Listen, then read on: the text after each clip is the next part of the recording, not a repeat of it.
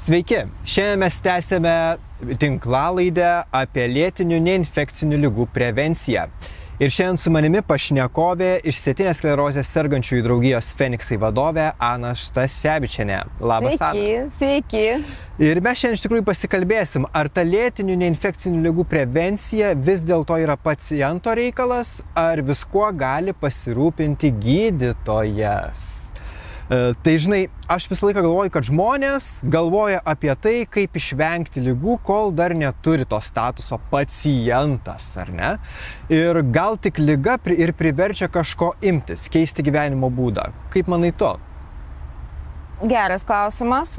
Į jį atsakyti vienareikšmiškai aš tikrai negaliu, nes pacientai tai mes visi žmonės esam pacientai. Ar tai lėtinė liga, ar tai yra kažkoks trumpas susirgimas, trumpalaikis, kad ir peršalimas, mes kai kreipiamės į gydytoją, mes tampam automatiškai pacientais. Bet nepamirškim to, kad mes visi esame skirtingi ir taip pat vienam žmogui tai būtų labai toks stiprus spyris kažko užsiimti. Kitam žmogui tai bus spyris nuleisti rankas ir nieko nedaryti. Trečiam žmogui būtų spyris tiesiog pagalvoti, kaip dabar bus, ne? Ką aš turėčiau pakeisti, kad aš jausčiausi gerai.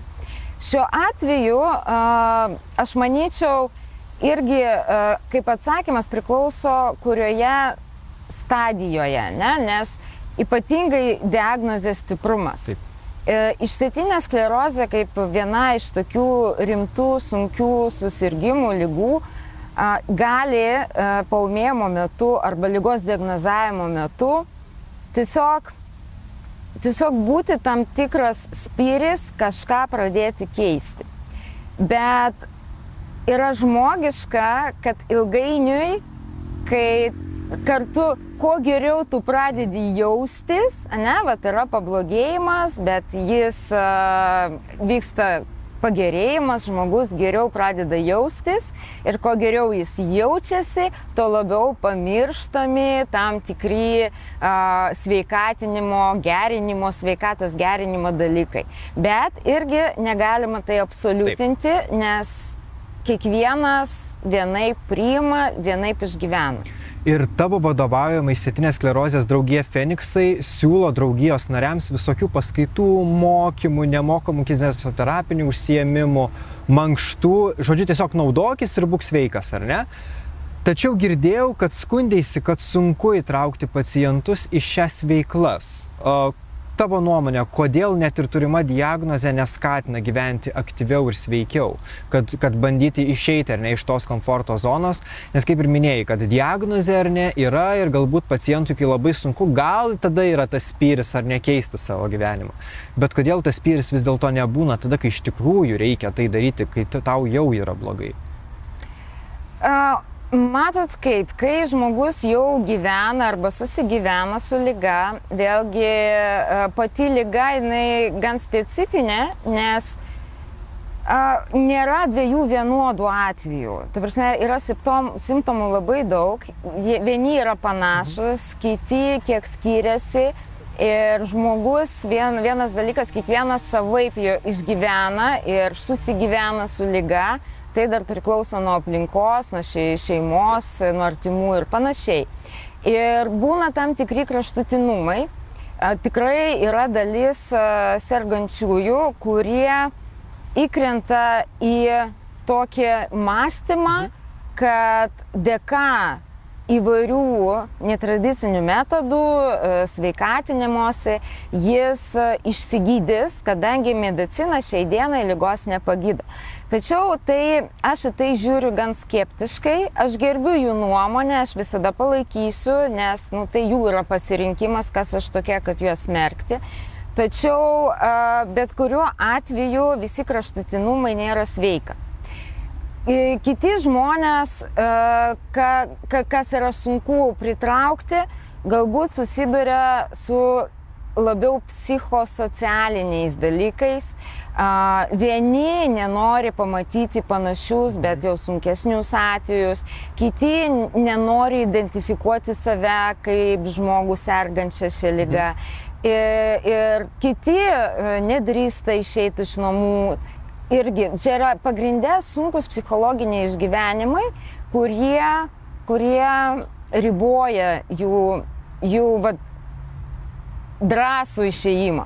Nes yra tokių, kurie išdrįsta, ateina ir jie tampa jau nuolatiniais, o mūsų kaip draugijos viena iš pagrindinių veiklų tai yra suteikti žmonėms įvairias priemonės. Labai įvairialypės, kad kiekvienas pasirinktų tą, kuri yra artimiausia jam ir ką veikiant jis jaustųsi komfortiškai. Dėl to mes nuo sveikatinimo labai daug apimam tų visų sveikatos priemonių iki ir psichosocialinių. Žmogus yra dažnai, ar ne, tas toksai pats savo sveikatos kalvis, ar ne, kaip jisai minėjai, kad yra sunku psichologiškai, ar ne. Kokį patarimą duotum, kaip su savimi sutarti, kad aš galėčiau ateiti? Aišku, atrodo labai šabloninis, ar ne, klausimas, čia dabar vienas patarimas išgelbės pasaulį ir tas žmogus, žinai, ateis. Bet kaip bandyti su savimi sutarti, kad vis dėlto keisti tą savo gyvenimo būdą, tavo nuomonė, koks būtų geriausias patarimas? Aplamai, kalbant apie prevenciją, netgi neišskirčiau išsėtinės sklerozės nuo visų kitų lėtinių neinfekcinių ligų, nes psichologiškai, nesvarbu kaip skamba diagnozė, žmogus patiria ypatingai pradžioje psichologinius sunkumus.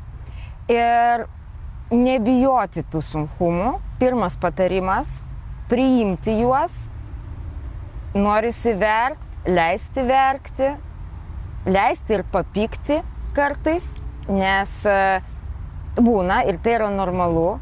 Ir suprasti, kad visi tie jausmai, kuriuos žmogus išgyvena, tai yra normalu. Tai nėra kažkas, tai normalu, reikia priimti, tai praeiti. Bet svarbiausias turbūt dalykas, nes mes dabar gyvenam tokioje visuomenėje, kai sveikos gyvensenos skatinimas yra praktiškai kiekviename žingsnėje. Pasiūlymų, kaip gerinti savo sveikatą, kad išvengti įvairių lėtinių neinfekcinių ligų yra labai daug.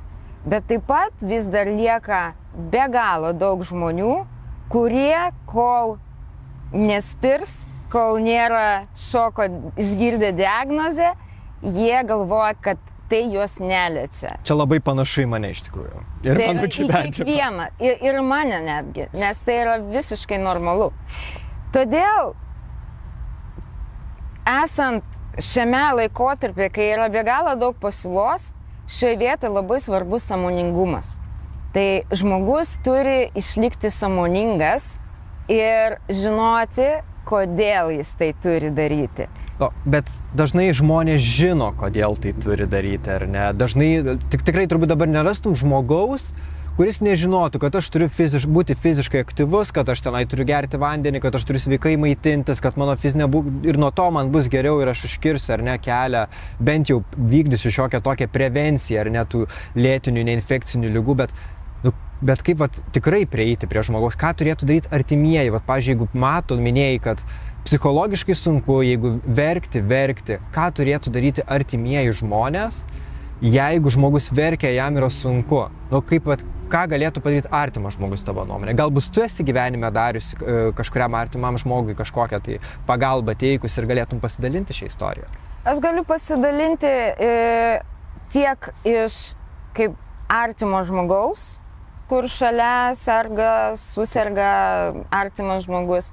Taip pat kaip pacientė, kuri buvo tokioje situacijoje ir kuriai teko mokyti šeimos narius, kaip elgtis. Čia yra labai gili tema iš tikrųjų ir jinai reikalauja atskiro dėmesio, bet trumpai sakant ir patarimas šeimos nariams kartu paverkti, kai pyksta, nesakyti, kad ko tu čia pyksti, nebūk toks, viskas praeis.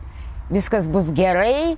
Vat iš viso pamiršti tokį patarimą, viskas bus gerai, nes sergantis žmogus, vat būtent ligos pradžioje, jis ir pats žino, kad viskas bus gerai. Tiesiog dabar, vat šiuo metu, antplūdis tų emocijų.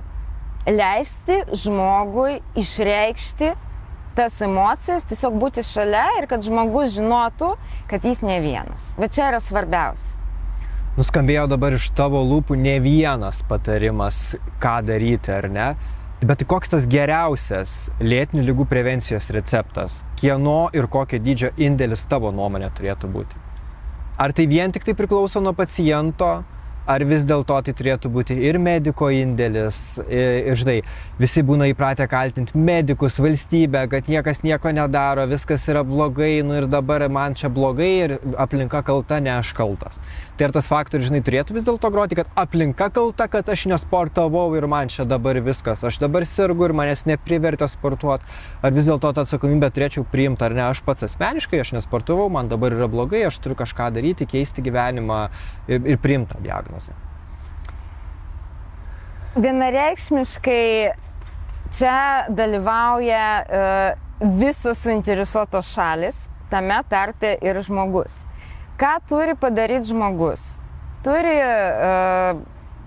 išgyventi, kai išgyvena sveikatos netekti, nes susirgimas lėtinė infekcinė liga, tai vis tiek tai yra netektis, dėl to tu turi emociškai praeiti visus gedėjimo etapus ir priimti juos. O kokie tie gedėjimo etapai?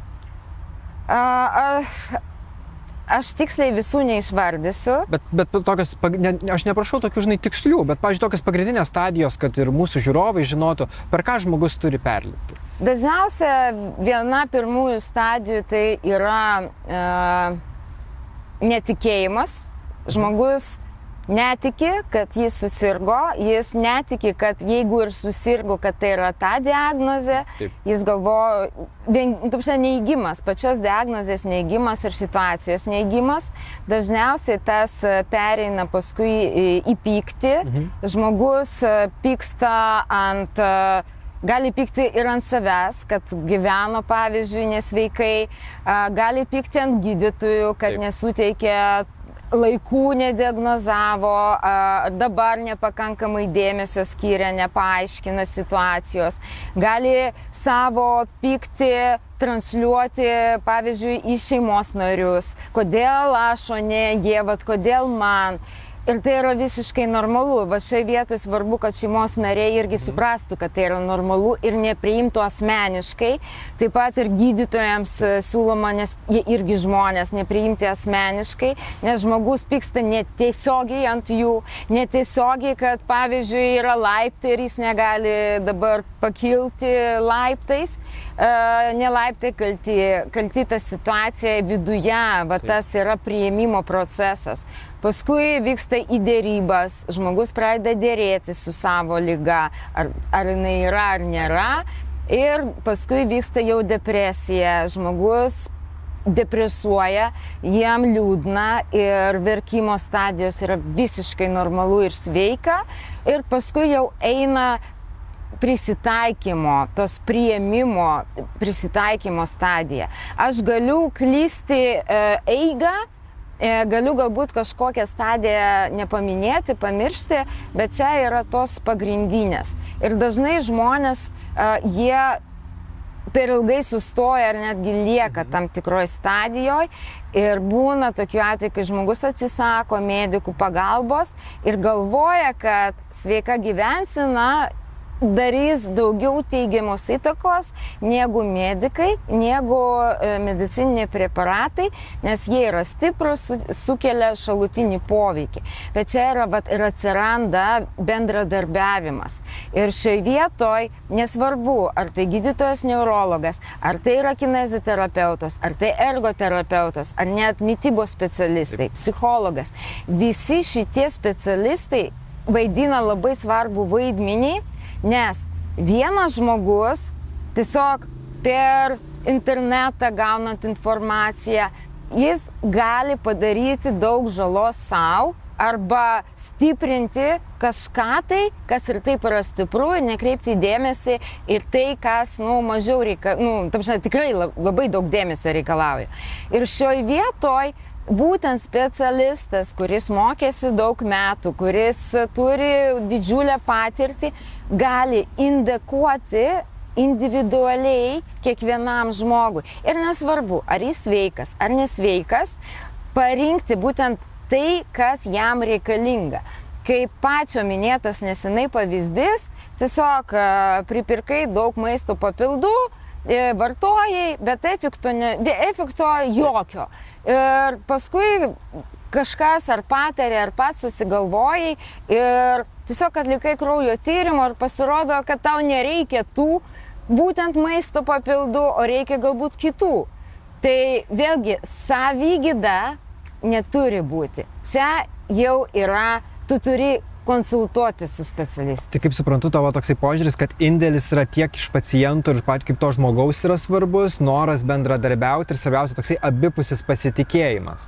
Taip. Bet man kartais susidaro įspūdis, kad mūsų visuomeniai labai trūksta to abipusio pasitikėjimo ir dažnai, vyrauja tokia nuomonė, kad gydytojai jau nebe tokie atidūs kaip seniau, kantrus ir rūpestingi retas galbūt, va čia manęs neapžiūrėjo, čia vėl gydytojas kaltas, va čia man neskyrė gydymo, kaip skiria mano kaimynė, Tai bet tavo nuomonė, vis dėlto tas rūpestis ir atidumas jau yra dabar toksai mitas, kad vis dėlto jie yra atidus, ar vis dėlto tai yra realybė, kad jie nebėra tokie atidus kaip seniau?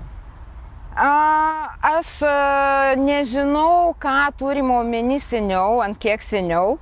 Tai yra vienas dalykas.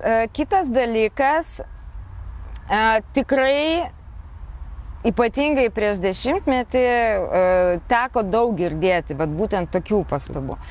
Iš kitos pusės, aš siūlau žmonėms ir mūsų bendruomenės nariams siūlau būti sąmoningais, nepamiršti, kad gydytojas irgi žmogus, mes visi žmonės, mes visi klystam. Tai yra vienas aspektas. Kitas dalykas, paklausti savęs ramiai, pamedituoti su savim, ko tu tikiesi iš gydytojo. Vienas dalykas, tu eini pas gydytoją, kad tau paglostytų galvą, pasakytų ar tu kreipiesi kaip į profesionalą, norėdamas išgirsti gydytoją kaip specialisto nuomonę, paskirtą gydymą. Ir čia esminiai dalykai. Ir kada tu supranti, kad tu eini tam, kad tave tikslingai gydytų, tai tu jau gal turėsi tam tikrą skydą ir gydytojo nejautrumas tam tikrose vietose tavęs jau taip neįžeis, nes tu eini su kitu tikslu. Noras, kad gydytojas būtų jautrus, kad jis skirtų daug dėmesio, tikrai yra ir tai irgi yra žmogiška. Bet mūsų sistemoje, sveikatos priežiūros sistemoje, tai yra jau sena mokykla, tai yra iš senovės ugdomi gydytojai vienaip. Ir galbūt ankstesnėse mokyklose trūko būtent toj edukacijai daugiau tokio dėmesio skirimo pacientui. Palaipsniui tas keičiasi, bet mes gyvenam dabar. Ir mes negalim sulaukti to laiko, kada pasikeis. Tai mes turim nepamiršti, kad mes einam, nebijoti gydytojų visų pirma. Ir negalvoti, kaip aš dabar parašysiu žinutę, kaip aš dabar, jisgi labai užimtas, aš trukdysiu. Nepamiršt, kad eina kalba apie jūs, apie jūsų sveikatą, apie jūsų ateitį. Gydytojas atlieka savo darbą, ir jūs galit parašyti, bet nepykti, jeigu iš karto neatsako. Kalbant apie gydytojus, ar vis dėlto tas ėjimas pas tą gydytoją turėtų būti reguliarus ir būtų tokia rutina, ar žmogus gali, kada patinka, tada nuėjau, kelias skauda, tai nuėjau, liktai galva svaigsta, tai tada apsilankiau, o gal tik tai paskambinau, ar vis dėlto tikrai reikėtų eiti dėsningai, susiplanavus ir vos ne po metų žinot, kada vėl mano kitas vizitas bus. Mūsų gyvenimas yra toks, kad man atrodo, čia, sakykime, mano tada, aš kalbu apie save, apie savo įsivaizdavimą, aš negaliu suabsoliutinti, kad čia yra visiems, ne? Bet mano giliu įsitikinimu, tokia galbūt didžiausia gyvenimo paslaptis yra tame, kad yra balansas. Žmogus mėtamas iš vieno kraštutinumo į kitą, bet svarbu surasti tą auksinį viduriuką ir jame stengtis būti. Kalbant apie reguliarumą, ėjimo pas gydytoją reguliarumą, vėlgi yra du žmonėms būdingi kraštutinumai. Jeigu dėl menkniekio mes kreipiamės, tai jau panašu į kitą lygą, į hipochondriją, ne? Jeigu mes visai nesikreipiam, tai mes darom savo blogai, nes paskui mes, kai kreipsimės, tai gydytojas irgi žmogus dažniausiai, ne dažniausiai, bet būna tokiu atveju, kad jis jau nieko negalės padėti, ne? Svarbus viduriukas. Šiuo atveju mes kaip draugija galim realiai padėti pacientams, nes mes žinom, nes mūsų jungia bendruomenė, tokių pat žmonių. Ir aš tą praėjau ir žinau, kai tu išgirsti diagnozę, yra daug klausimų. Tu nežinai, kada realiai tau kreiptis, tu nežinai, bet tu pajutai, ar čia jau paūmėjimas, ar čia dar ne paūmėjimas, ar jau brautis kaip buldozeris pas gydytoją, ar dar ne. Ir va štokiu atveju yra labai sveika kreiptis į draugiją, arba man paskambinti, arba parašyti. Aš galėsiu būti kaip vedlis, paaiškinti, kada kreiptis, o kada ne. Ir kitas kraštutinumas – lankytis taip, kaip pasakė gydytojas. Tai būna arba kartą per 3 mėnesius, arba kartą per mėnesį. Pasitikėti gydančių gydytojų ir laikytis jo nurodymų, kaip reguliariai laikytis. O kaip tu rūpinėsi savo sveikata? Minėjai, kad gali pabūti tuo vedliu ir turbūt jau tavo patirtis kalba daugiau negu daugelio žmonių. Kaip tu rūpinėsi savo sveikata? Kokius žingsnius darai? Va taip trumpai, kokie 3 esminiai žingsniai iš tavo rūpinamasi savimi? Per savo to asmeninio recepto paieškas išbandžiau daug ką, kas prigyja ir man asmeniškai veikia, kitiems gali neveikti, bet man asmeniškai tai veikia. Tai numeris 1, pats pagrindinis, kuris daugiausiai davė įtakos man būti savarankiškai ir gyventi taip, kaip aš noriu, tai yra meditacija. Tai yra darbas su savo psichikos sveikata, gerinimas psichikos sveikatos, nes nuo to viskas prasideda. Nes kai tu esi psichiškai sveikas, stabilus, tu gali jau rūpintis ir kitais dalykais. Bet jeigu tu giliam nerime, jeigu tu stiprus stresas, tai tu ne visada gali adekvačiai priimti tam tikrus sprendimus. Tai yra numeris 1. Antras dalykas – fizinis aktyvumas. Mano atveju aš daug dirbu, mano smegenys treniruojasi didžiąją laiko dalį, bet antras dalykas iš fizinio aktyvumo, mano atveju asmeniniu, tai yra vaikščiojimas. Aš turiu asistentą, šunį, kurio dėka nėra nei vienos dienos, kada aš nenueičiau bent jau 3000 žingsnių. Tai yra minimalus žingsnių kiekis, kiek aš turiu nueiti. Ir tas veikia. Ir, sakei, 3. Trečias dalykas, geras trečias dalykas. Jo, iš mitybos aš neakcentuočiau asmeniniu atveju. Vienintelis dalykas, aš atsisakau jau čia daug metų atgal, aš atsisakiau pieno produktų. Ir net jau nenoriu jokių pieno produktų. Varškė, jogurtas ok, bet pienas ne. Bet turbūt irgi vietoj mitybos bendravimas su bendraminčiais. Tai yra su bendruomenė, su sergančiųjų bendruomenių, pagalbos jiems teikimas, nes kai tu padedi, tada ir pats jautiesi geriau, ne? Tai savanaudiška. Pagalbos teikimą tai yra savanaudiška. Bet aš ir kviečiu ir mūsų bendruomenės narius pasinaudoti to savanaudiškumo principu ir savanaudiškai padėti kitiems. Ačiū tau, Ana, už labai nuoširdžius patarimus ir manau, kad mūsų žiūrovai juos tikrai pritaikys. Ačiū už pokalbį. Šiandien su manimi buvo išsėtinės sklerozės sergančiųjų draugijos Feniksai vadovė Ana Staševičienė. Ir mes kalbėjomės apie lėtinių neinfekcinių ligų prevenciją, ar paciento reikalas yra viskuo pasirūpinti, ar gydytojo. Ir mes turbūt vis dėlto prieiname prie tos labai svarbios išvados, kad labai svarbu bendradarbiauti ir pasitikėti. Ir gerbti. Ir turbūt mylėti. Ir mylėti. O jūs neraginame, tiksliau, tikrai neraginame, nei mėgti šio video, nei čia mėgti puslapio, kurį radote. Bet svarbiausia, pamėkite save, rūpinkite savo sveikata ir žinoma, mylėkite vieni kitus.